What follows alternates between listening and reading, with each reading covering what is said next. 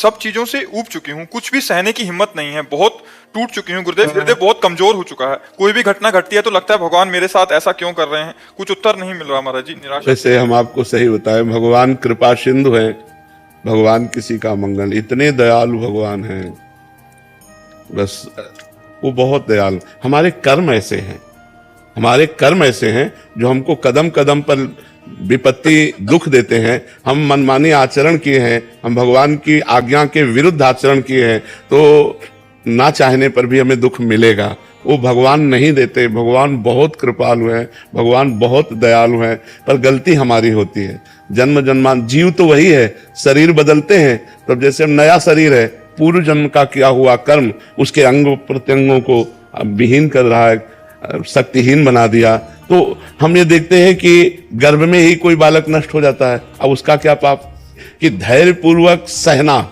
गलती हमसे हुई, पर हम भगवान से प्रार्थना करें कि मुझे सहने की सामर्थ्य दो या विपत्ति नष्ट करो। ये कभी हम ना सोचे कि भगवान ने ऐसा क्यों किया। आपसे सच्ची कहते हैं, भगवान बहुत करुणामय, मंगल भवन अमंगल हारी। वो कभी किसी का अमंगल क्यों करेंगे, हम उनके बच्चे हैं, वो हमें दुख क्यों देंगे। भगवान दुख नहीं दे रहे, भगवान बहुत कृपालु है। भगवान तो सर्वज्ञ है, पर वो अपने बनाए हुए कानून को बिल्कुल सत्य निर्धारित करते हैं, वैसे ही पालन करना पड़ेगा। भगवान ने दशरथ जी के पुत्र के रूप में अवतार लिया, राम रूप में, और दशरथ जी के द्वारा एक गलती हो गई, श्रवण कुमार का वध।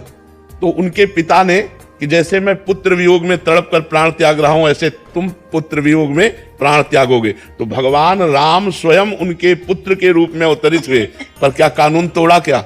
वैसे ही हा पुत्र कहते हुए, हा राम कहते हुए दशरथ जी को प्राण त्यागना पड़ा कि नहीं त्यागना। यद्यपि भगवान स्वयं उनके पुत्र हैं, तो हम जीव हैं, हमारे द्वारा कुछ कर्म ऐसे बिगड़े हो जाते हैं जिनका फल हमें दुख भोगना पड़ता है। तो हम धैर्यवान बने, हम नाम जप करें, पर भगवान को न कोसे कि भगवान ने हमको ऐसा। भगवान बहुत कृपालु है।